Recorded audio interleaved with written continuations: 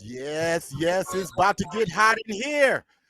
And it is not him, it is me. It's your boy, the real sports guy, keeping it down. Joined as always by Josh Burnham. And Josh, it definitely got hot up in here earlier trying to get this show figured out without the man known as Andre, who's out. He had to take a medical day today, man. He'll be back in the starting lineup tomorrow, but when everybody get a medical day.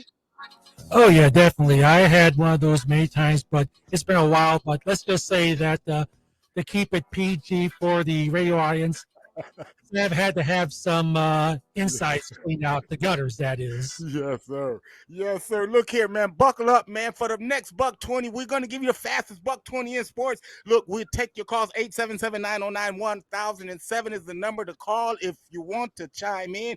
We've got a lot of topics. Today, we just call it. Look, it is not Holy Toledo. You know, you done heard that phrase a lot of times, Holy Toledo. No. It's Monday Toledo. Well, we talking about Toledo things, man. What's good in Toledo? Well, hoops. Man, we'll talk about, man, basketball and the best basketball times in high school sports in this era. We'll do that at the bottom of the hour. Man, we went and debated with Kelvin Ramsey. So by all means, you join in the debate. We want to hear from you as well. What else is Toledo known for? Well, heck, boxing, because we have boxing champions, man. Guys like Albert the Prince Bell and Big Baby, Jared Anderson. Well, we'll talk about those guys in the upcoming, what they're doing, and we'll chime in with our champion, Bronco McCart. He'll join us at about 4:15, and we'll break all of that down. But Josh, we've had, man, a great weekend, man, here in Toledo, man. And I guess we should start with the Open that happened, man. But you know what? We jumping the gun. What we got to do before we do anything, man, is we got to tell the people. Let's just ring the bell. All right. I'm just getting used to this whole thing. Here we go.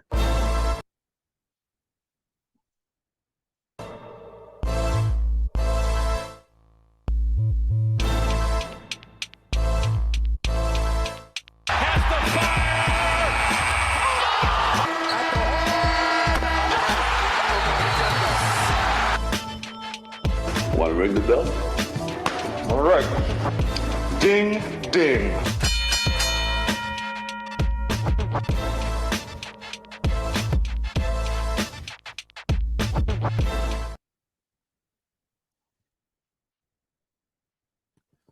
Josh, when we ring the bell, we have to start with the winner of the Dana Open. It was Lynn Grant winning the Dana Open by 3 strokes, 21 under, going to 3 under on Sunday. Man, she was stellar throughout the whole tournament. Talk to me about her. And I know you followed this here tournament really, really close, Josh, man. Talk to me about it. Yeah, fortunately, I wasn't able to get out there because of one, the weather, two, the haziness on Sunday, but I was able to keep track of it on CBS. Well, it's her first LPGA tour and win, that is, and she was very impressive. 21 over, that's not too shabby. I mean, that, and let's just say that it will be better. That's better than any score I would ever do if I attempted to golf. Yeah, without a doubt. So there you go. There's your Dana Open winner. That is Lynn Grant. She won the Dana Open. And that gets me to what happened that morning. And I was getting a ton of text messages as I went. I was in church. I saw the beginning of the match and I had to rush home to see the end of it because, man, this thing was epic. It started out with looking like Novak Djokovic once again. Josh, Novak trucked him that first set, 6-1. And I thought it was going to be the same old, but man, Carlos Alcaraz had an answer for everything. And man, you have to respect, man, the grit and the grind of this young man as he wins his first Wimbledon championship, ending the run of the great Novak Djokovic. He was going for number 5. That was 4 in a row, man. He ends it there. But the thing that jumped out to me, Josh, the most was the answers that this young man had. We talked about this on Black and White Rewind on Saturday how if this young man was going to be successful, his return of game was going to have to be spot on. Well, Josh, his return game was spot on. And what I loved the most was how deep his ground strokes were, keeping Djokovic pinned back beyond the line. Man, this kid played extremely well. And what I saw was what I normally don't see out of Novak, and that's Novak come apart, man. Josh, this doesn't happen. We saw him, and this is after he lost his serve. He goes in, breaks the racket on the post. But from what the reports tell me, Josh, he broke his hand in this tirade right here. Therefore he was never really able to have any kind of answers that he needed. Coming back, there's your racket as we see the busted contraption there. But man, I mean, that goes to show you how solid Carlos played to make one of the greats come unglued like that. Your thoughts? Well, two things. One, that young man, that Spaniard, showed why he was the number one player in the world, and two, about the tennis racket thing and Djokovic losing it. Well, to quote a famous philosopher and ESPN SportsCenter personality by the name of Mr. Oberman, a good craftsman never blames his tools. Only well said, Josh. Well said.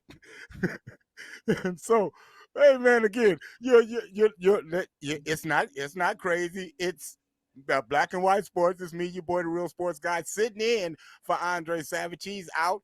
He'll be back in. As always, joining us is Josh Burnham. We're in the middle of ringing the bell, telling you what happened over the weekend, some of the ins and outs. And Josh, just when you blinked, this happened, man. We finally got an answer of where DeAndre Hopkins was going to go. He ends up taking his talents to Tennessee. Any thoughts on that from you?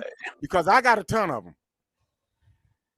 Well, I tell you what, the Titans definitely got a good Landon Hopkins because they desperately needed a big-time wide receiver ever since A.J. Brown left. And Traylon Burks, the young man that they tried to draft him, replace him with, he was not he had moments, but was not ready to step up to the prime slot. So they need to get someone like a Hopkins to be a good target for. I don't know if Tannehill's still on the Titans or he is.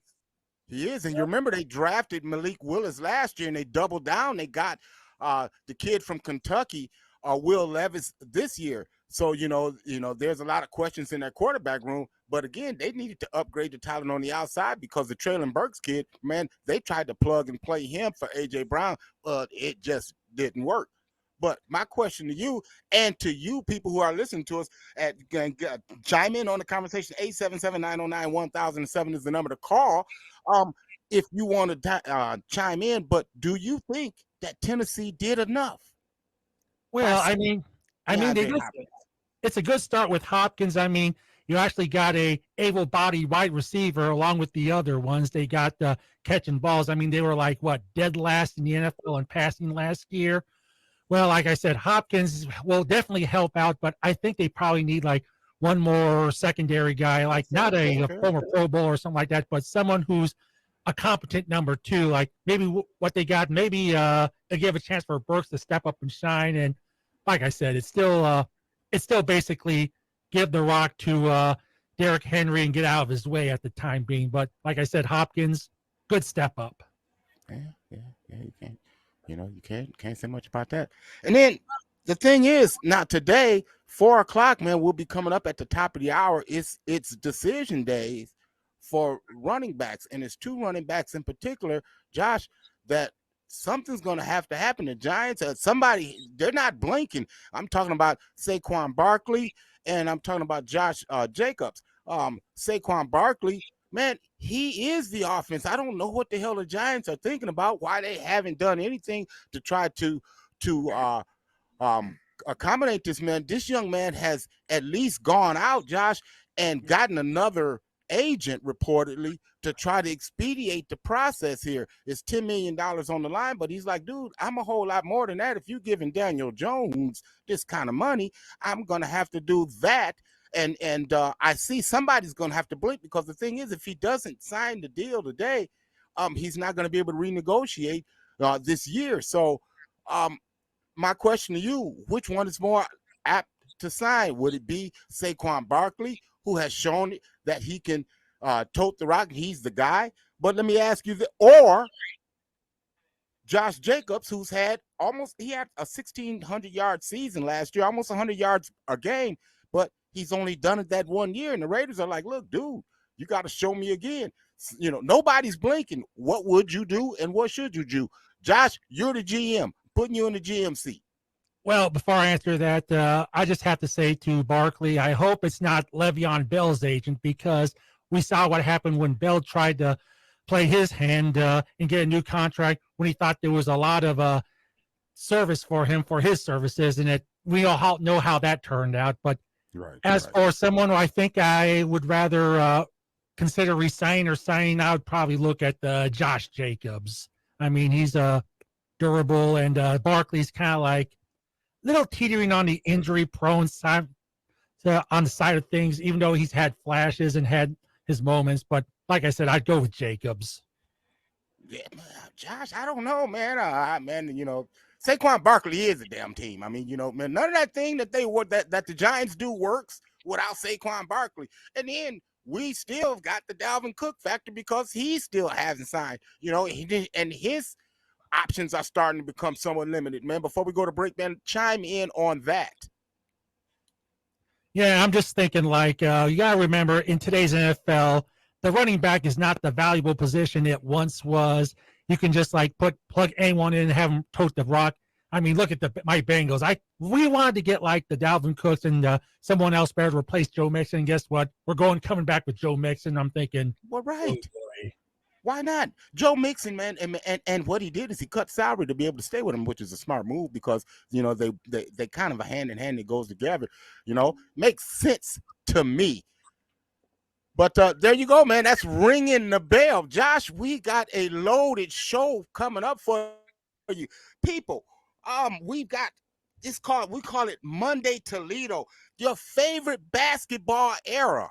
That's the question coming up. Your favorite basketball era. We've got that. We'll talk that. We'll talk Toledo boxing at about 4:15 with the great Bronco McCart. We'll talk about our Toledo area boxers. And I have not forgotten, the All Mike Trout team is in, and we will give you that. So stay tuned, people. It is the fastest buck 20. No, it's not Andre of the Savages. Is me, the real sports guy, Steve Taylor. That's Josh B. We're going to step aside. We'll be back. We got a whole lot of more for you. All right. I see you, Josh. I see you. It's a little bit of a hazy day, but a lovely day nonetheless. What is your favorite era in Toledo hoops? That is the question that we are asking. That is what we will break down and we will figure out here shortly. We've got the great Kelvin Ramsey who will chime in and he'll tell us what he thinks, but we want to hear what you think. 877-909-1007 is the number to dial. It is black and white, and we are going to remove all of the gray. I'm your boy, the real sports guy. I'm in for Andre of the Savages. He is Josh of the Burnhams. He is our head technical poobah who keeps this ship a-sailed. And trust me, people, we needed his captainship a little bit earlier. Seemed impossible to fail. So, Josh, let me ask you.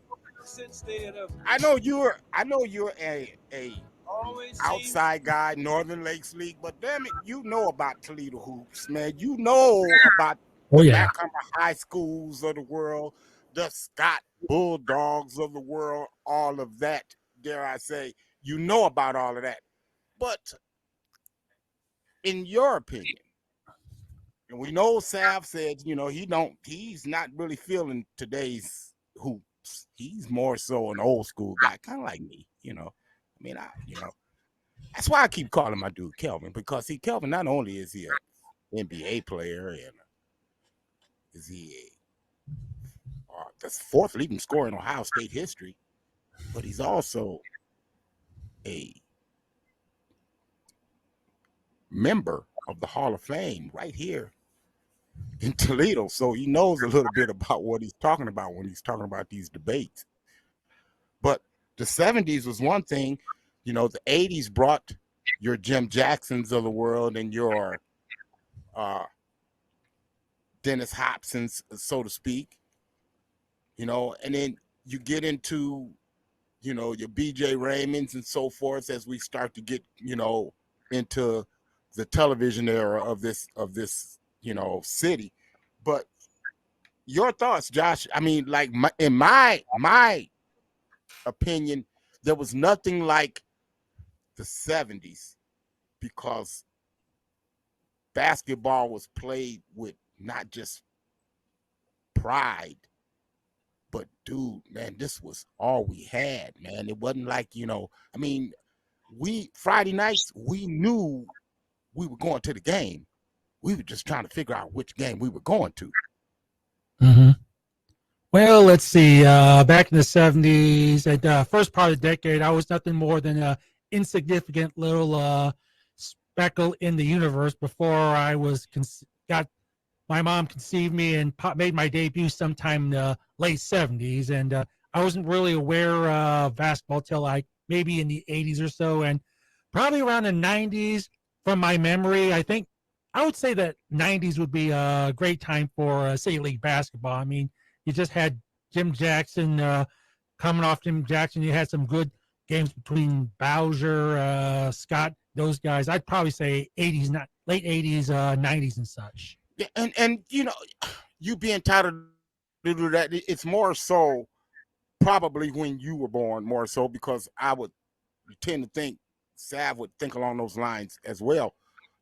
Myself again, I'm more so to the 70s, the many different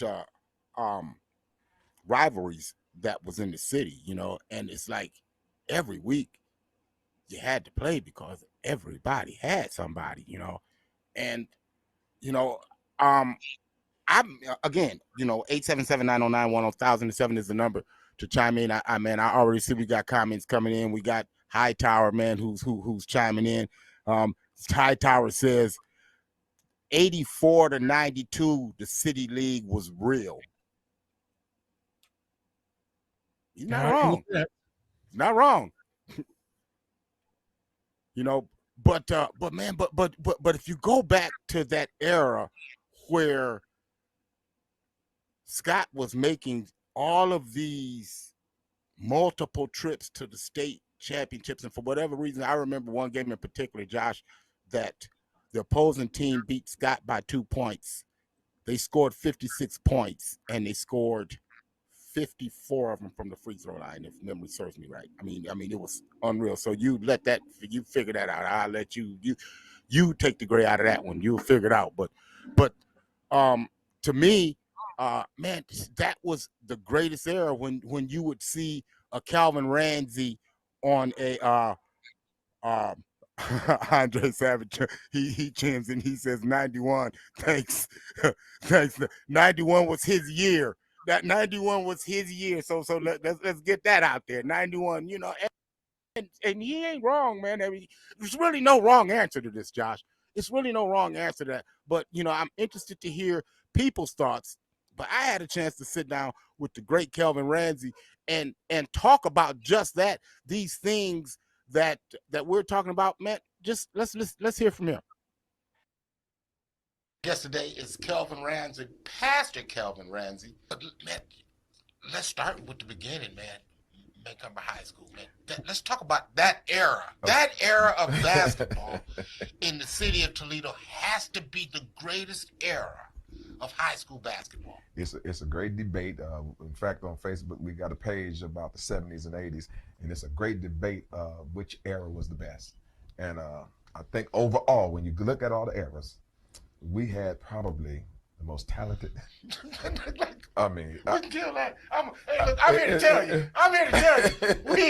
We had the greatest time. I mean, it was unbelievable. Terry Crosby, Truman Clayton. Shout out to Terry Crosby. My man. All of them. In fact, Truman and Terry were a year ahead of me. They were my benchmark. I'm saying if I can play with Terry Crosby and Truman Clayton, I'm in there. Because them guys was phenomenal. Right. I don't know if you ever remember. Some of Toledo will remember this. The game between DeVilbiss and Toledo Scott at the Scott Field House when Terry Crosby hit 38 and Truman had 40. Steve, wait a minute. I'm in the stands watching. And them guys is going off. And then all the people look at me and say, you next. Right. You next. Hey, let's not get it twisted. This brother was bringing it. This brother was bringing it. Hey, but that let me know if you're gonna play, if you can't play with these guys, you ain't gonna never be. You'll be average. Beat them, and you'll be there. Yeah. And I happened to beat them both the same year. See. Yeah. You had a lot because then the Scott Bulldogs was the legendary Ben. I mean, he was a living legend. Yes. Ben Williams, a living legend. Yes. You know, and we lived that. Yeah. You know, Yeah. and you had to deal with that. I did. And I get this, Steve. I almost went to Scott because I'm in the Scott district. Right. Yeah. And How'd that happen? I'm playing with Donald at Robinson. Truman was ahead of me. I got cut my first 3 years playing basketball. Look, you got to tell me, man. You got to tell me the guy who cut Kelvin Let Ramsey. me tell you, in fact, you can go get a kick out of this. His name is Dickie Jones, Richard Jones. Richard Jones, we both got inducted into the Toledo Hall of Fame together. And I told Dickie, I said, "You the only one who ever cut me before I played." Yeah, and he the one that told me to come out and play. Yeah, we need to do something about But his no, certificate. he was a great coach, man. He was a great coach. I couldn't play because I was too little, and I had them bad tennis shoes. I'm sliding all over the place. Right. So he did the right thing. Right. But come the 8th grade year, I'm playing with Donna Collins, and of course I'm in Scott District, but I get recruited from Macomber, and so. You remember when Toledo Scott and Libby used to be the rival? Yes. That was the big rival. Yes. In fact, my brother played for Scott when Scott and Libby was the rival. Right. But Adams. Bunk Adams. But when I went to Macomber, it switched. It became Macomber against Scott. Well, you know, you had quite a team over there. We did. Curtis Jewell, Rodney Everidge. That dude could run, man. And rebound like a crazy man. He was only 6'2", averaging 14 rebounds a game, man. He glass, man. And then you had Rodney Everidge and Perry Hobson, Dennis Hobson, brother. Right. We was a thing. The only reason we didn't win the state is because John Flowers left us. Yeah, because John Flowers was like 6'4", but he walked around like Willis Reed. Oh my goodness, dude was huge. John was a beast. Yeah, and he ended up going to Southview, didn't he? Yeah, and that's a whole nother story. Don't want to get into that. But if we'd have kept John, we'd have been the first state champion here in Toledo. No doubt. Yeah. We lost 2 games my senior years, both of them to Scott. The legendary Scott Bulldogs, man. You know, because and that was the dog fight in the city league at that time. Yeah. You know, was amazing. It's like, man, you know, you had the Vilbins, you had Scott, Rogers. You know, you had Rogers. Because I mean, they had a guy out there that played a little bit of basketball. Kim Leonard and Kenny Cunningham. See, you got to be a historian to know that them guys were unbelievable. Kim Leonard could dunk in boots. I'm talking about boots, man. I ain't talking about no regular tennis shoes. We used to work together. He would dunk in boots. See. Unbelievable athlete. The grandest time in high school. Man, I tell you. And watch this, Steve. Every game you played, the stands was full. I don't care if you played Bowser. I don't care if you played Waite. Every team had a good player. So if you came out there and dogged it, you was gonna get beat. Yeah. You was gonna get beat. Yeah. Cause you talking about Lee Lydell at St. Francis, them guys was just they could play some ball, man. They could go. And so you had to bring it. Out at Rogers, yes, sir. Ronald Johnson. Yes, sir. David Osby at Libby, Johnny Backus at Libby. Oh my goodness.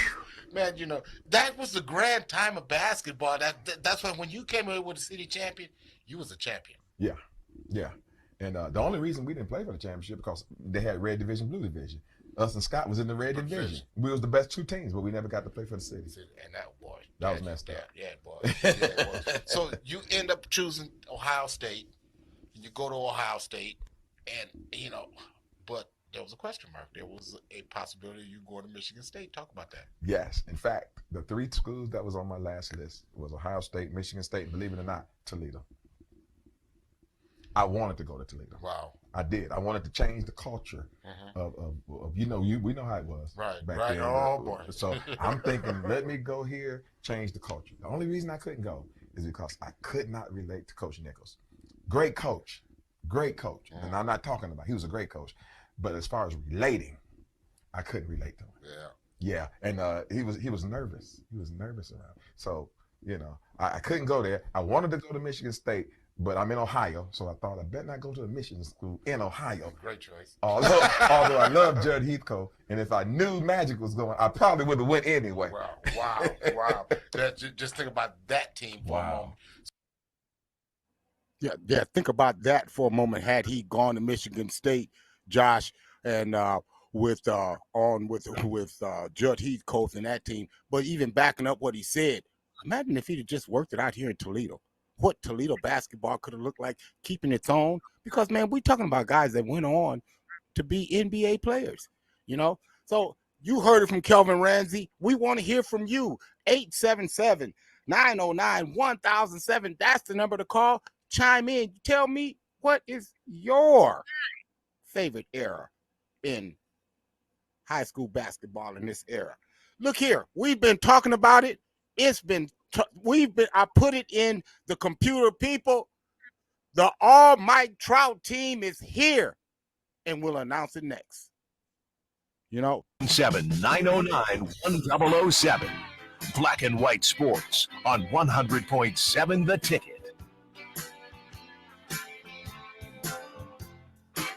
It is Toledo Monday on Black and White Sports. It's me, your boy, the real sports guy. I'm in for the savvy one, Andre of the Savages. And, man, we just got finished talking about our favorite hoop era. And if you missed it, shame on you. You're late. Where you been? Because we've been right here.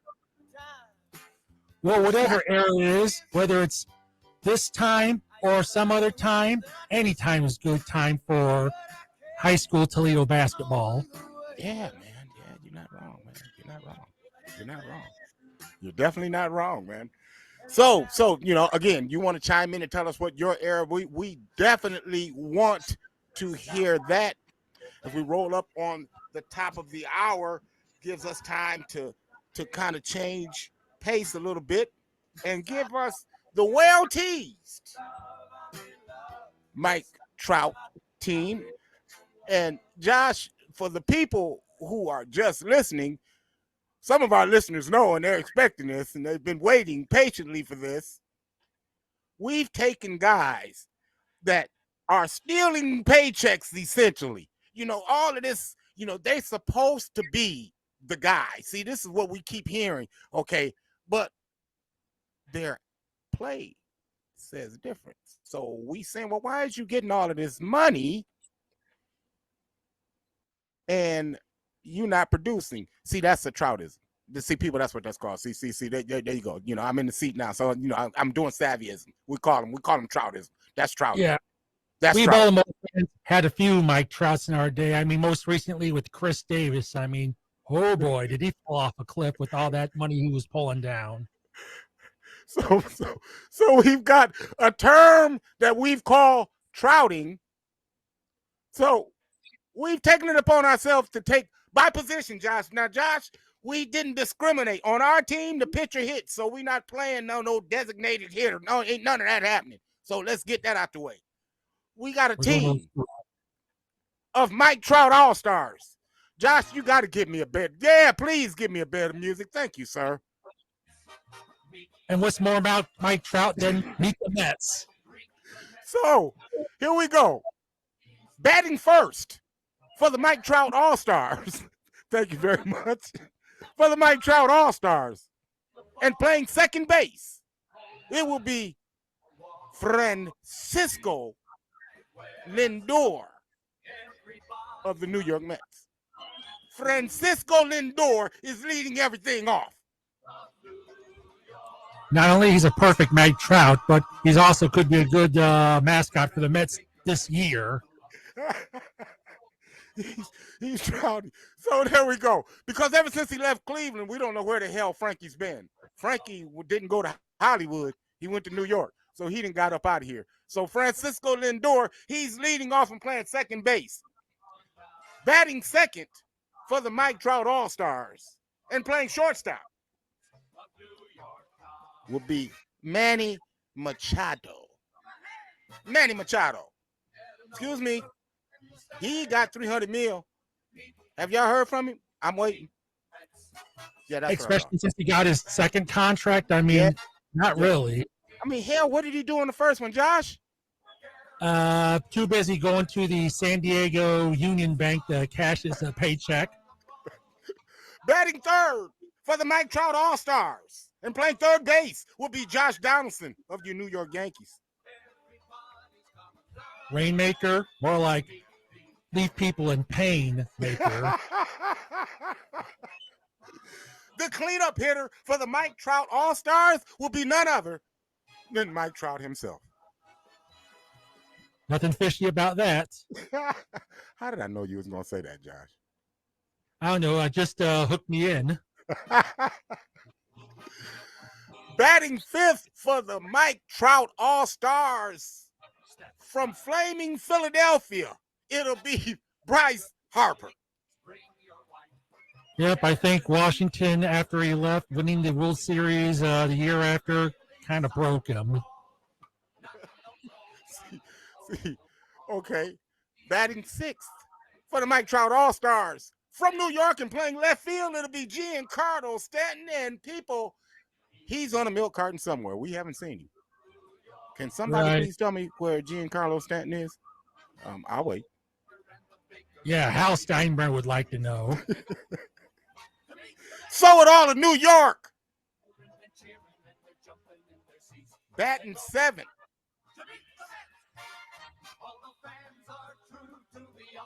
And playing first base, affectionately known, Miguel Cabrera from the Detroit Tigers. I mean, that's kind of like sad and unfair at the same time, but it's also fair because, yes, he was the man. He was like the Ted Williams of his generation when he was in his prime, but you got to remember his power's gone. His best days are behind him. And it's kind of unfair because this is his farewell tour, but he's still pulling out a big salary and he's not doing much these days. That's the problem, because ever since he showed up in Detroit, so did losing. Ironic. I'm just saying. Stop me if I start lying, people. That's kind of what I thought. Batting eighth and catching for the Mike Trout All-Stars would be Brian James McCann. Well deserved. And this is coming from an Orioles fan. I mean, $12 million, which I believe is the highest on the team, and yet he's hitting below the Mendoza line with some power. But like I said, it's better than no power, but some power, especially given his pedigree, he should do better. And I know he's not the everyday catcher and everything. Well, now he ain't now, and that's the problem, because if you got a $12 million catcher that's not an everyday catcher, there's a $12 million problem. Well, at least the good thing is the Orioles are only not on the hook for the whole salary. It's the Mets, his previous team, the Mets are. But like I said, he's just a filler until we can ship him off at the deadline or probably in the offseason. Kind of what the Mets have been doing all along, haven't they? Just shipping people around and pitching, because every team needs a pitcher. Now, here's a guy, Clayton Kershaw. Man, I'm tired of y'all telling me how sweet he is. How sweet is he? See, all I know is every time you get to the World Series, I know things happen that he don't like. That's what I know. And the sad thing is, he's probably the best pitcher of our generation because he's as closest to an old school pitcher as you can get by going deep in innings, logging close to 20-win seasons and all that. Especially, it kind of reminds me of like when you hear the old Nolan Ryan Advil commercials, which is, now I can go another 9 innings. Now these days, the pitchers, it's now I can go another 5 2/3 innings. At least Kershaw can go beyond 5 2/3 innings at a time. But yeah, he kind of comes off as overrated. So if you're just joining us, the all-Mike Trout team has been announced. Playing second is Francisco Lindor. At shortstop is Manny Machado. Third base is Josh Donaldson. Center field is the man, the myth, the legend, known as Mike Trout, Troutism, whatever you want to call it. It is not the all-star that you want to make me believe that he is.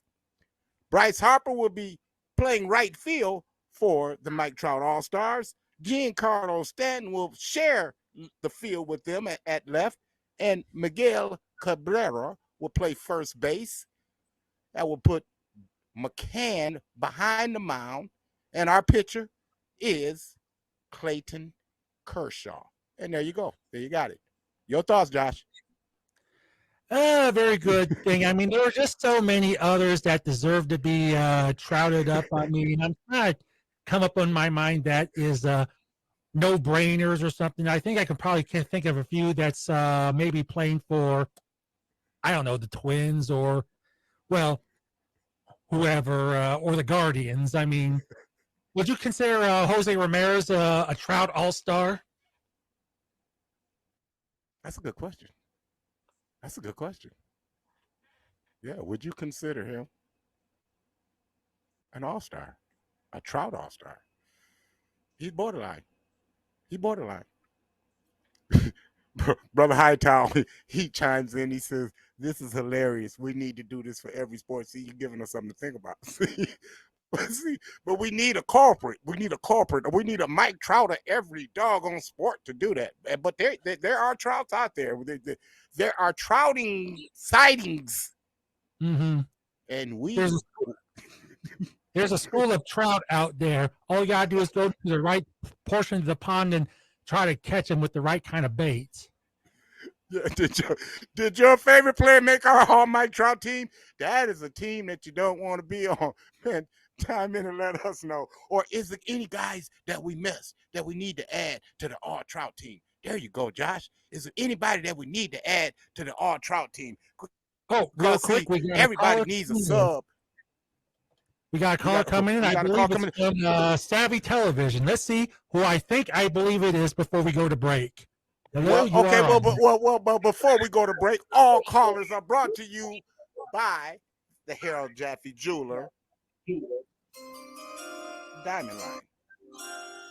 Welcome to the show. What do you have to say? Tell me, where are you calling from, sir? Listen, I quit. I'm out.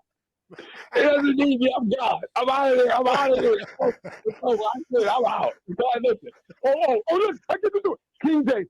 You know what? I have to retire. I think I got a lot to think about. I think a lot that need to go over.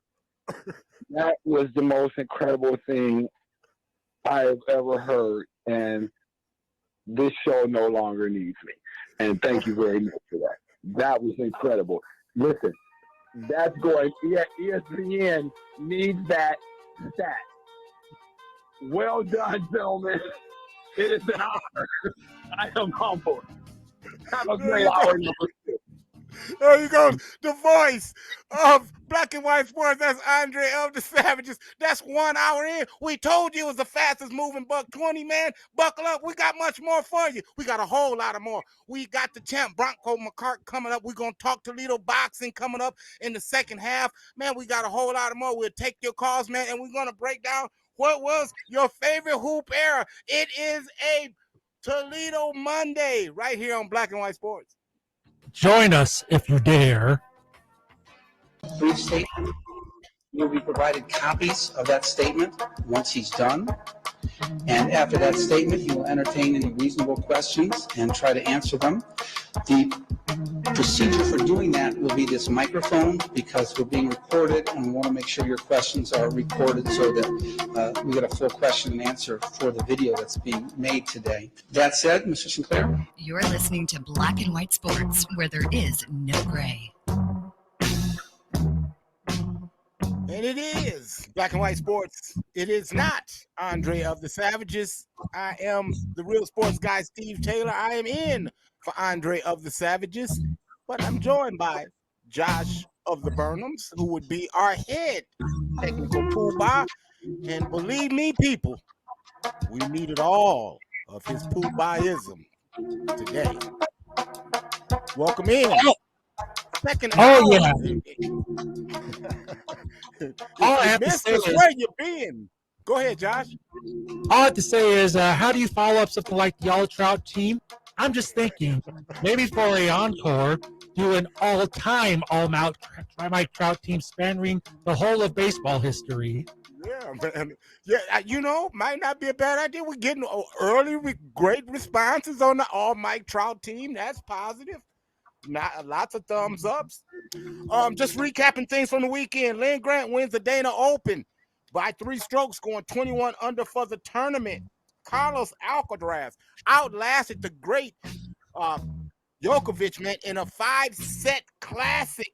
Wow, man, got trucked that first set, but my gosh, the response was great. Carlos Alcaraz, he wins Wimbledon. Man, 4 o'clock is come and gone. So the NFL franchise tag deadline for new deals has expired without breakthrough talks for either running back. That would be Barkley or Jacobs. They will each have to play the 2023 season on a 1-year, $10 million contract. Okay. And we just got some breaking sports news from the world of the four-wheeled left turn the circuit known as NASCAR. The rain-delayed New Hampshire NASCAR race was won by Martin Truex Jr. See? Marty Marr. So Marty Marr joins Carlos Alcaraz, who won his first Wimbledon title. Man, he broke down the Joker, made him, literally break rackets, man. Did you the tantrum? And from it's going to be interesting to see if he indeed broke his wrist, because U.S. Open starts in about 4 weeks. So it's not a lot of turnaround there. So something to keep our eye on. Something else that we've kept our eye on was our favorite hoop era.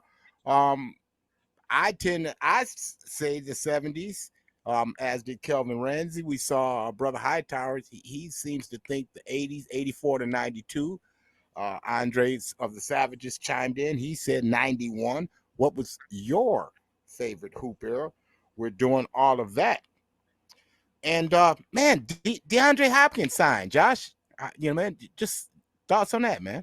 Going to the Titans. We touched on that a bit, but we didn't. What we didn't say was, does it make the Titans better? Does that make them the team to beat now in that particular division? All I have to say is one big fat no. It'll just make them at least 500 or a French playoff team. But like I said, a French playoff team, because you still have Derrick Henry, but who knows how many he has left in the tank. He's probably got a lot of treads on the old tires. Mm-hmm. But like I said, without your horse and probably sub 500. Yeah, well, that's fair. I think that that at least puts them in the conversation. It puts them in the area code, Josh. They had to do something at least on the outside, because if you get any kind of separation on the outside, it opens up, man, that track for that dude that can run that ball. Man, Derrick Henry can run that ball, man. If they can just take one guy out with the threat of DeAndre Hopkins, man, I kind of like their chances. And then, and right now, all I'm playing is what if. What if Jacksonville ain't as good as we think they're going to be? I don't know. They showed us something in the playoffs in the first round, right? By coming back from all that deficit to winning. But of course, they were playing the Chargers, so thank you. That.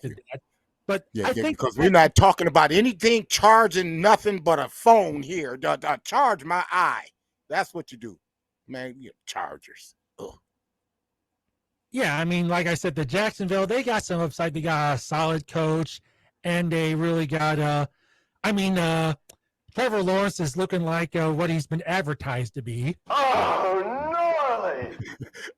The thing is Herbert is really gaining Trout traction. I'm just saying. Mm-hmm. He's gaining Trout traction, but that said, and man, look here, man, the whole thing, it is a Toledo Monday, man. So we were talking about all good things about Toledo. We talked Toledo hoops, and so we went and we talked to the great Kelvin Ramsey about that. So man, hey man, it compelled me to do again. I am the exclusive guy here on Black and White Sports. I bring you the exclusives, and here's in the words of itself, Albert Bell and what Toledo boxing is all about. Listen, check this out. Let's go between the gloves, in the words of Albert Bell. We're the pride of the city of Toledo, Ohio, and we call it the mud, the glass city, or whatever, and that's how we get it out the mud with our hands. We don't have no major sports teams. We don't have no major NHL, no major NBA, MLB, NFL, none of that. So our niche in the city of Toledo is boxing. It's a fight town. I got into boxing at a very early age. My father, who is my coach to this day, he is a professional fighter, and my brothers was boxers as well. So I just came up in the gym. When most kids was getting babysat at daycare or something like that, I was in the boxing gym getting babysitted, just going to the gym with them. And when I was learning how to walk and talk, I was learning how to jab and step and, throw my punches. You become a man in boxing when you turn 16, 17, and I won the national championships twice, as far as the National Police Athletic League in 2011 and the National Golden Gloves Championship in 2012. And then I went to Olympic trials, fell short there, and then I turned pro in 2013 and have been undefeated ever since. Ghettos, you got your trenches, but Toledo is rough, and if if I went boxing, I'd probably be in the streets, dead or in jail. The stories how I go. I have a lot of friends and family members that's dead, jail, shot, robbed, or incarcerated or whatnot. But boxing kept me out the streets and kept me focused for the most part. It's just my dad, he's a very easy, laid back going guy. He always let me be my own man, so we always knew how to separate the boxing from the father-son relationship. So that's ways it works beautifully. A lot of these guys can't do that. A lot of fathers can't do that, egos and all different type of things. But we have a beautiful relationship. He owned me every day. He's in the gym with me day in and day out. He made a lot of sacrifices in his life to make sure that I achieved my dreams, all of our dreams, So, following his footsteps, I just branched off and took it further and made my own. And now we're here today and we keep going. What's delayed is not denied. So we just keep working towards our ultimate dream of becoming an undefeated world champion. And, the sky's the limit.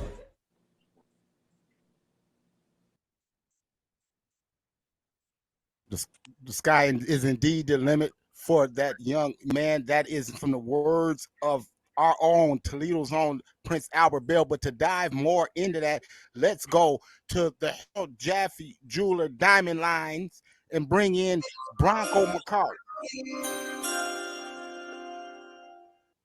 Welcome, champ. How you doing, champ? Doing well. How are you? Man, blessed, man. Glad, man, that you could stop in, man, and take a little time out of your day to talk, man, about boxing in Toledo, man. And I guess we can just start with, the little feature that we saw right there, Prince Albert Bell. A kid, a well-mannered kid. I mean, a technician in the ring. Talk about Albert, what he brings, man, and the type of kid and the type of fighter he is. Oh man, he's a technician. You know what I mean? He does he's very precise. He's the kind of guy when you watch, he does everything very precise. He's fun to watch. He's a highly skilled fighter, on the verge of being there. You know what I mean? He's right on the verge of being there. I've been watching him for quite a while myself, silently in the background. A lot of those Toledo kids, there's a good crop of fighters coming up. There's a good crop that was already out there with Robert Easter Jr., leading the way, winning world titles. And then, of course, you got Jared Big Baby Anderson, who is the next guy that's just on the cusp. I still feel that they need to, take their time with him a little bit. They don't need to rush him, man. He's young. Right. Yeah. He's very good.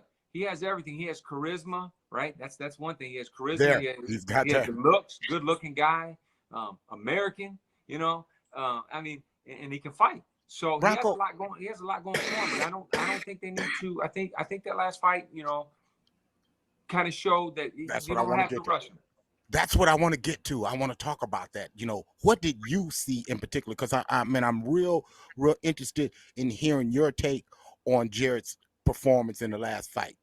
Well, I mean, first of all, change of opponent, right? So I don't care what anybody says. When you get a change of opponent after you've been training, so long to fight a certain guy, change of opponent, no matter who. So So I can understand why Jared may not have been as sharp as we have seen him in his previous fights. That could have thrown him off a little bit. He did fight a former world champion in Charles Martin, so that's a good name to put under your belt. You know, you've seen some just little mistakes, pulling straight back, getting caught with shots. You know, he did it like 2 or 3 times in a row, and every time he pulled straight back, he got caught with that same shot. So, you know, obviously that's something they're going to go back to the drawing board on. But I still feel, in my heart, you know, as a fighter and just somebody who watches the game a lot, I think he's like 18 months from just being that guy. And as long as Tyson Fury is gone, nobody's only person who will ever beat Tyson Fury is Tyson Fury. Nobody's going to beat him. Agree. Totally agree. So as long as he's gone and Deontay Wilder, you know, is cutting back too, then the new crop can come up. But those two guys right now can control it for a few years if they want. Yeah, we're talking with former middleweight champion of the world, Bronco McCarthy. And Bronco, you know, I'd be remiss if I didn't ask about your dad, man. How's your dad, man? Man, my dad's doing great. I talk to him every day. I just went over his house and sat on the porch with him yesterday, and we just sat out there and talked about different stuff. And of course, we always talk boxing. So exactly. Yeah, my dad's doing well. I do appreciate you asking about him. Thank you. Yeah. Make sure you tell him, man, I said hello, man. Do that. You know, so Bronco, you know, going back looking at, you know, Big Baby in particular, his last fight, you know, I saw him pulling straight back. My question is, do you think a lot of that was fatigue because he hadn't been that far before? And, you know, when you get tired, you kind of have those mind lapses momentarily. You know, you think that could have been it? I mean, it's a good possibility. Yeah, I mean, that does happen. When the mind gets tired, or when the body gets tired, the mind gets tired. But you know what? It was great for him to go the distance in that fight. And in that last round, you know, he got rocked a little bit in that last round too. But hey, you know what? That's okay. He's a heavyweight. When you get hit by them heavyweights, I don't care who you are, you can be rocked. But the main thing is, like they say, it's better to win ugly than to lose pretty. Thank you. So, yeah, we're talking Toledo boxing with Bronco McCarthy and Bronco, man. Before we get into the meat of things that I want to ask you about, Prince Albert, number one contender now, on the cusp of everything, man. A lot of people really don't want to take that chance because he is very, very difficult to prepare for because he's so technically sound. I personally think he's next guy up first for a championship here in Toledo. Yeah, I do too. He's right there, like you say. He's the number one contender.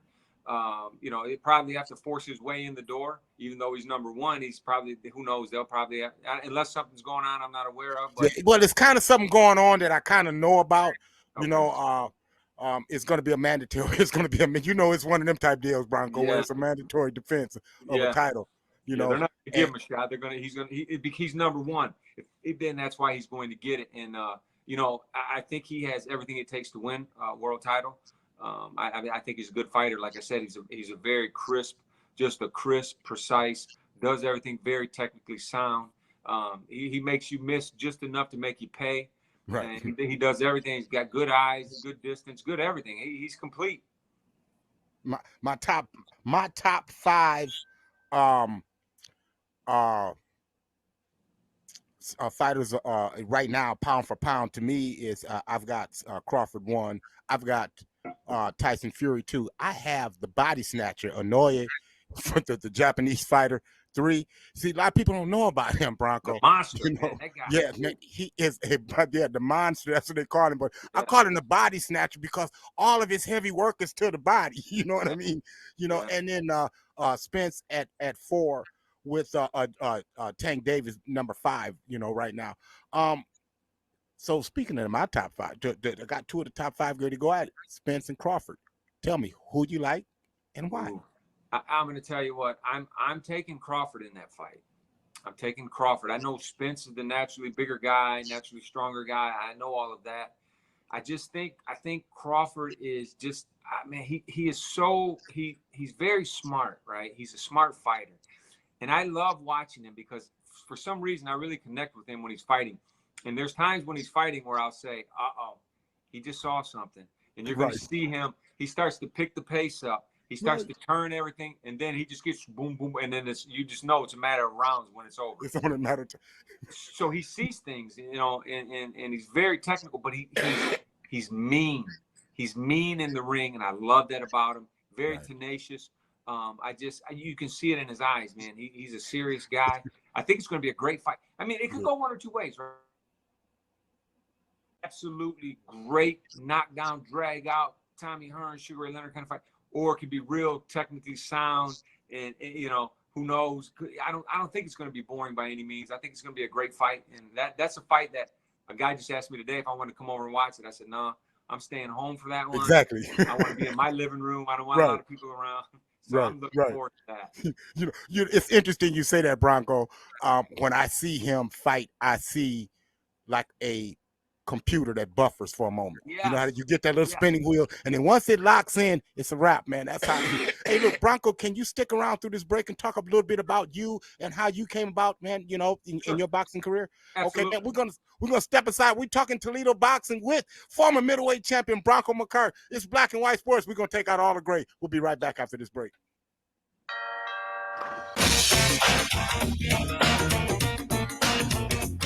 All back in black and white. That is, I am the real sports guy, Steve Taylor, in for Andre of the Savages. He is Josh Burnham, and join us courtesy of the Harold Jaffe Jewelry Diamond Line is former middleweight champion of the world, Bronco McCart. And Bronco, we left off, man, talking about, you and this boxing thing, man, and well, that I grew up right down the street from Lindell Homes, and so I was over at Soul City, and I mean, Bronco, I could do all of the little moves, but what I couldn't get over was when the guy hit back and he hit me in the face. Like that kind of deterred me from the boxing thing, like I was sweet until I got hit back. You know what I'm saying? So like I started playing guitar then, and I'm like, maybe I better do this. But for you, how did it all start? Take us back to how it all started. Well, I got started in amateur boxing at the age of 14. I was just running around with a real bad group of guys, actually. And one day I came home from school. My dad sat me down, and he said, son, I'm going to step in right now. I'm going to change your life. And I said, what do you mean? He said, every day when you get home from school, you're going to spend time with me doing something. I don't care what it is. He said, we can go fish. We can go play basketball. We can walk. We can whatever you want. He said, but he was training amateur fighters at the time.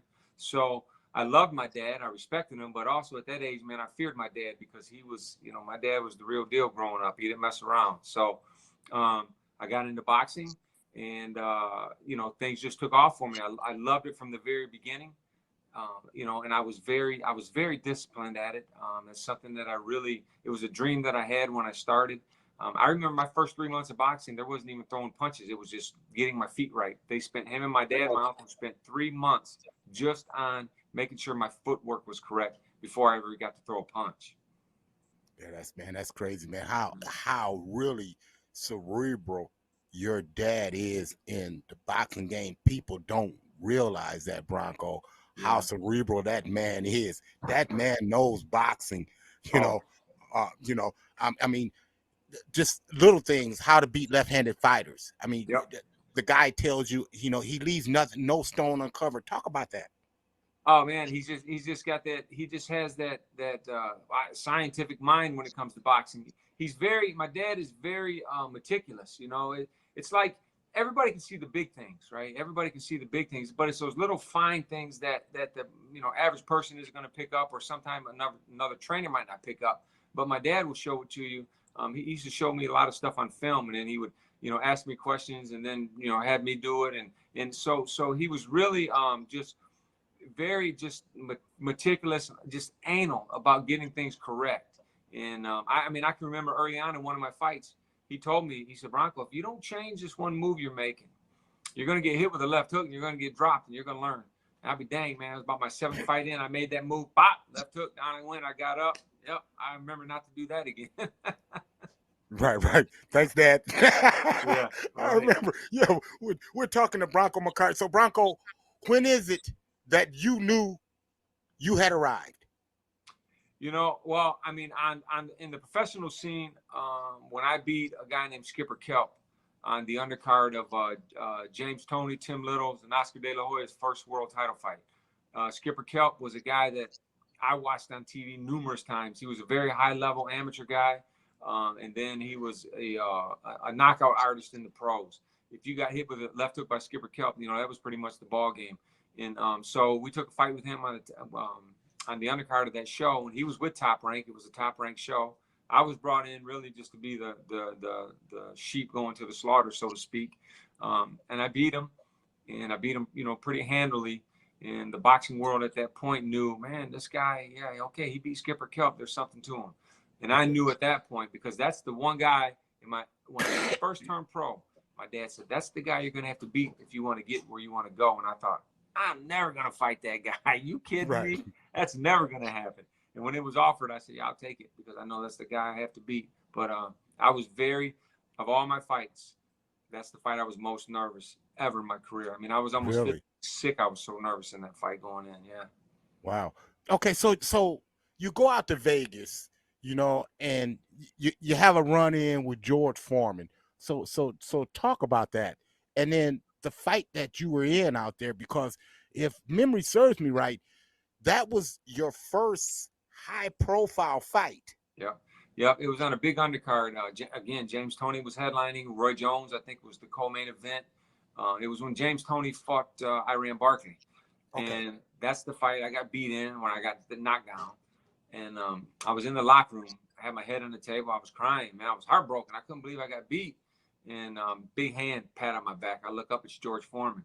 He looks at me and says, let me tell you something, Bronco. Someday, he said, you showed me something out there. He said, you got something in you. Someday you'll be world champion. And I got up and I shook his hand. I said, man, Mr. Foreman, coming from you, you don't know what that means. I just want to say thank you. And right then in my mind, I said, you know what? It's time to really start grinding now. So I came back to Michigan after that loss. And I remember running into a really good friend of mine. He came up and gave me a hug. And he was like, hey, you know what, Bronco? You gave it a run. So now what's next? What's next? And I said, what do you mean what's next? He said, well, you got beat. I said, exactly. Now it just starts. Right. That's what's next. Now it starts. And then I just went in this crazy mindset of I hated the taste of that loss so bad. I never wanted to taste it again. And then those encouraging words from George Foreman, man, that just flipped the switch. Yeah, I can only imagine. We're talking to Bronco McCart, about how he got things started off in boxing. So, Bronco, let's fast forward and let's talk about the night that you win the championship.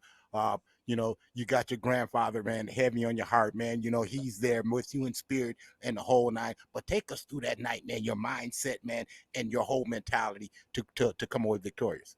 Yeah, see, I get goosebumps when you just thinking about it, because my mindset was I'm going to win no matter what, and nothing's going to get me off track. I'm here to win. I'm going to win. And when we got to the hotel, actually, my luggage was lost, right? All my luggage. Only thing I had was my carry-on. So I had to go out there, and I trained for the first 3 days in the same pair of clothes, go back to my room, wash them out, rinse them out, hang them out, come back, do that, But I didn't care. I was focused. And my manager at the time, Jackie Callan, she's like, hey, we might have to go over to L.A. and buy some trunks and get some shoes. Or I say, hey, we'll do whatever we have to do, Jackie. We're here to win. And my luggage got there. But I had made a promise to my grandpa on his deathbed. He died about a year prior to that. I said, Grandpa, I'm going to win that world championship, man. When I do, I want to bring this belt to you, because my grandpa was one of my biggest fans. Yeah. And, so he wasn't there physically, but to me, he was there because we had a front row seat with his hat and his picture in it. And yeah. when I won the fight, it was like a promise kept, and it was no fight ever has meant any as much to me as that one, not just because it was for the world title, but because it was a promise I made to my grandpa. And then when we got back from California, me and my uncles, we went to the graveside, and I don't visit. That's just not something I do. I don't visit gravesites, but I did go to that one, and I brought my belt. We laid it on a tombstone, and we sat out there and told stories for about an hour of just the different things that we had gone through with their dad, my grandpa, and he was a fun guy. I mean, he was a fun guy. Right. He had me experience a lot of things, and so that was just the greatest moment in my life at that time, for sure. So I would be remiss if I didn't let you get out of here without talking about the trifecta against Winky Wright. No Who's one that? else, Winky Wright, no one else would take this challenge. You took it not once, not twice, but 3 times. You know what I'm saying? And Yeah. like, again, that third fight, that referee had no business being in the ring with you guys. Yeah. I mean, heck, I could have got a guy, man, from Fulton School to referee a better fight than that one, and all due Yeah. respect. But No doubt about it. No doubt about it. Yeah, the first fight in my heart to this day, I still feel I won that fight. I feel like if you got a bunch of judges to sit down and watch that fight on video, I still feel most would lean my way. Second fight, he boxed beautifully. I mean, the second fight was the best that he had done in my opinion. He fought a really good fight that second fight. He was sharp. And, Bronco, what was so good about Winky? So the thing about Winky is his jab. He's southpaw, but I think he's naturally right-handed. But his jab is very sneaky, but it hurts. It actually. I've been hit sometimes in fights with right hands that just didn't hurt as bad as that stingy jab that he had. And I always tell people you can't really appreciate it until you're on the end of it. I mean, he just kind of pop, and it's really fast, and he's got a really long. His arms seem like when he puts his arms against his body, they rest almost below his cup, and so he's got that really good tight defense. Takes a good shot and good stamina. I mean, he's complete. He's a complete fighter. He's not a really big puncher, but they sting when he hit you enough. They'll sting and they hurt. And but I have a lot of respect for him. He's a gentleman. I've been down and played golf with him. We still stay in touch. Matter of fact, he was just at the Hall of Fame with Jackie Callan, and they were FaceTiming me, and we talked for a minute and stuff. So we still talk periodically. Good guy. I always say this: if Winky Wright had been one generation past me or before me, the '90s was my era, and I would know there's nobody out there would have got nobody. me. But he was there, and he was like that's the guy that I just. If I got past him, my life was totally different. But man, that sucker, he was tough. Winky, right? Look here. Quick hitters before I let you get out of here, man. I'm gonna ask you about some of today's fighters, man, and your thoughts, man, on potentially the new face in the new generation, Tank Davis. I mean, the one thing about Tank, no matter where the fight is, no matter what round it is, he's always one punch away. When you watch him. He's real calm, cool, collective because he knows all I gotta do is land this one, and until somebody can keep him at a distance and get away from him, but he could be around for a long time. He's a hard guy to deal with because he's just one punch. He can change any fight in one punch. Frank Martin. Ooh, he just went through a tough fight, but I tell you what, I like him. I like Frank Martin. I think Frank Martin is a tough guy, man. I think he's going to be the guy that's going to be around for a while. Yeah, I like him too. Keyshawn Davis. Ooh, boy, you're throwing out these young guns, man. These guys are all really talented fighters. See, now Frank Martin had his test. He just had a really good test, so he passed that test. Some of these young kids, it's too early for them to to really say. But I mean, right now they're looking like they're going to be the future of the game. I know because they've got Keyshawn on a fast track right now, and I'm a little concerned. But Bronco, the kid passes every test, man. With flying colors, Yeah. Yes, I agree. Yeah, Shakur Stevenson. Oh man, now that guy's special. Shakur Stevenson is a special fighter. I don't. It's going to take a really super bad off night or somebody really super special to get him. Yeah, I agree too. And the last one, Devin Haney.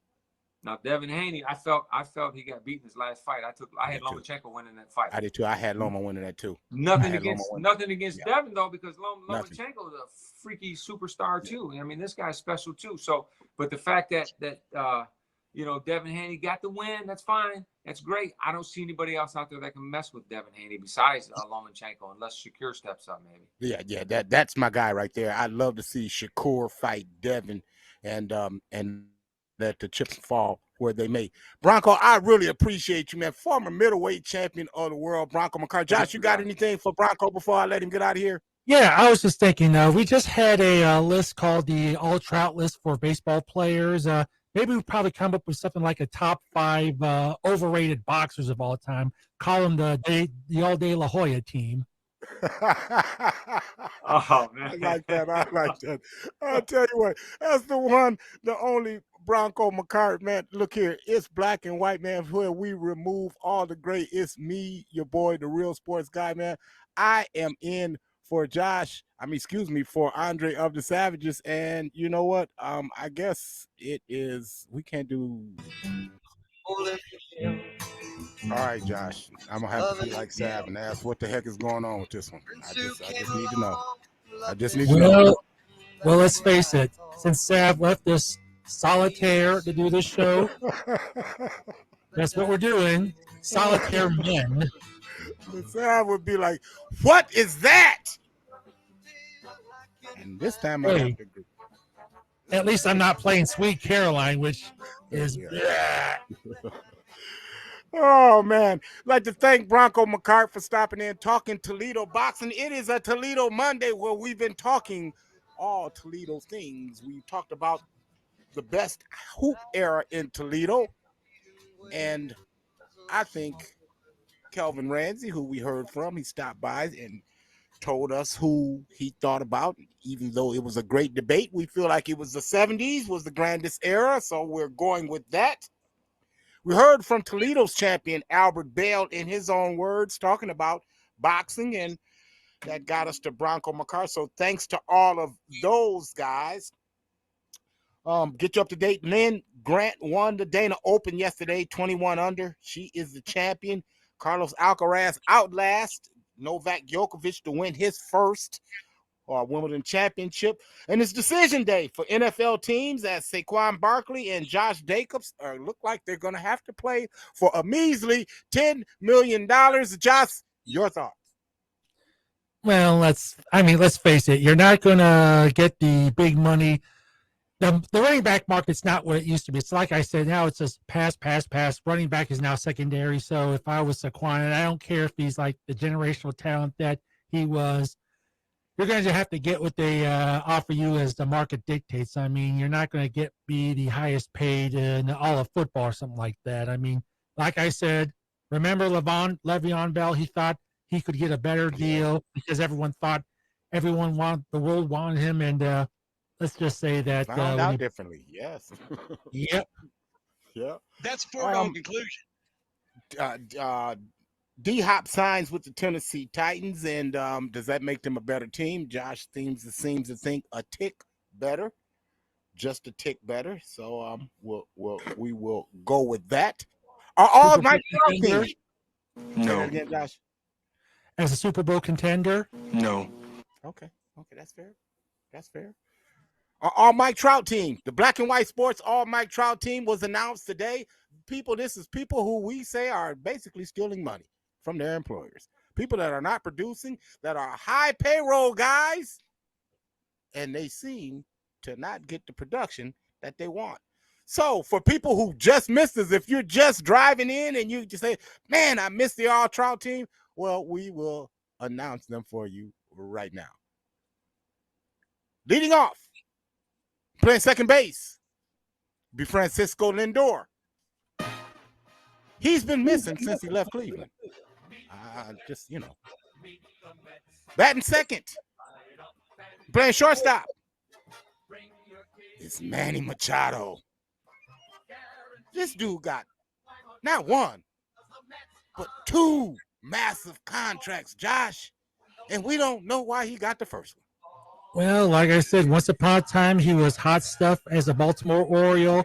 The world wanted him after 2018, and he still produces, but he's not what we thought he was. Thank you very much. And who else we thought is playing third is Josh Donaldson. He is playing third base, and he will be batting third for the Mike Trout All-Stars. Oh, boy. Yeah, I know. That's all you can say. Josh, the cleanup hitter is the captain of the team. One Mike Trout himself. I think Tom's River, New Jersey. Are they still proud of him? I'm not sure. That's the jury still out. Batting fifth, it was called the Philadelphia Flopper. That is called Bryce Harper. Yeah, Batting sixth Bryson. and playing Yeah, left Bryce. field will be Giancarlo Stanton. And the last time we saw him, people, his picture was pictured on a milk carton. Yeah. Batting seventh, batting seventh, and stealing money from the Detroit Tigers is Miguel Cabrera. And yet he's a future Hall of Famer and the closest thing that Ted Williams our generation has had when he Man, was will in you his prime. stop that, Josh? Josh, don't do that. Don't do that. Don't do that, bro. I mean, I sound like Skip. I mean, Shannon Sharp. Don't do that, Skip. Don't do that. Don't do that. Don't do that. No. Batting eighth is our catcher, James McCann, McWill, McWon't, whatever. He's not $12 million worthy. But they are who we thought they were. Exactly. And our pitcher is Clayton Kershaw. And hey, it is what it is. So there you go. There's our all Mike Trout team, the All-Stars. We call this Troutism. They're Trouting. That's the team you don't want to be on. If you think we missed anybody and anyone needs to be added to that team, 877-909-1007 is the number to chime in on. You know, we still got people, man, chiming in on Facebook. We got a lot of comments coming in, and but absolutely. So, you know, that's it. That's that. The Mike Trouts, the Trouts of the world. Would that be kind of like Russell Westbrook, Wilson?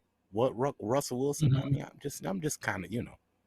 Yeah, I'm thinking that it's no coincidence that they both have the same first name. So there's something very sketchy about the name Russell. Right. Josh, we didn't talk about, man, all of our Major League Baseball teams locally. All of them had one thing in common. They all lost. Yeah. Tigers lose, Guardians lose. Reds got swept. I mean, you know, where'd the bats go? My goodness, man, that's why I hate the All-Star break. That's why I hate it. Man, because they were playing just great. And then here come the All-Star break. And then now, you know, my goodness. I mean, you know, now you're a game out of first. Damn. Exactly. Yeah, I kind of knew that once in a while the Reds were going to crash back to earth. I didn't know it would be this soon, but like I said, man, I mean, damn. I mean, let me enjoy this a little bit. Come on, man. You gotta remember that's why they call them the dog days of summer, and we haven't gotten to August yet, and that's when we really separate the contenders from the pretenders. True that. True. So there you go, man. As we wind down, man, a good show today, man. Man, we got a lot done in a little time. It was very stressful there for a minute, and yeah, I was pulling out the little bit of hair that I have left. Mm-hmm. Or in your case, the facial hair under the chin. Yeah, I mean, as cool as Collected has tried to be, I mean, I never handled the whole behind the scenes. I've handled the behind the scenes stuff at the station before, but with the show and the intricacies with all the graphics and everything, that's really a new animal. But with radio and everything else, baptism by fire. Right. Really have to prove your medal, and I think both of us did a pretty darn good job. Yeah, I mean, you know, look, when you in the batter's box, you better be able to hit a curveball. Mm-hmm. I hit a curveball, man. I'm standing there. I ain't scared. I ain't feared. Yeah, as long as the pitcher's Clayton Kershaw. Yeah, man, but we got that one in the books, man. You know, Andre of the Savages, man, we hope you, man, got a speedy recovery, man, because I know that you must be feeling better because we know you've been doing things and behind the scenes, and we appreciate all of your efforts behind the scenes to try to make this show go smoother for you. Man, but I had fun. Oh, yeah. I mean, we got to do this some other time whenever Sav has to go to the doctors to, quote unquote, check the pipes. I'm not going to go there. I will leave that one alone fully leave it alone. So man, there we go, man. Our Mike Trout team, man. We got that revealed. We came up with our favorite hoop era, and then we talked boxing, man, and with Bronco McCart, and like Prince Bell is on the cusp, man. He's right on the cusp, number one contender right now. He's gonna have to face it. It looks like to me it'd be Oscar Valdez, if memory serves me right. I mean, I know that he's in the mix there, which would bode well for Albert, a matchup with that guy. I would like to see that. I was like joking earlier about like the all De La Hoya team in terms of top 5 overweight boxers. I mean, we should give the love to the wannabe contenders that could have been a contender. Mhm. The top 5 could have been sponsored by, let's say, Heinz Ketchup. Okay, how about Tommy Morrison? Let's start there. Okay. Mm-hmm. Well, See, there we go. See, there we go. There we go. See.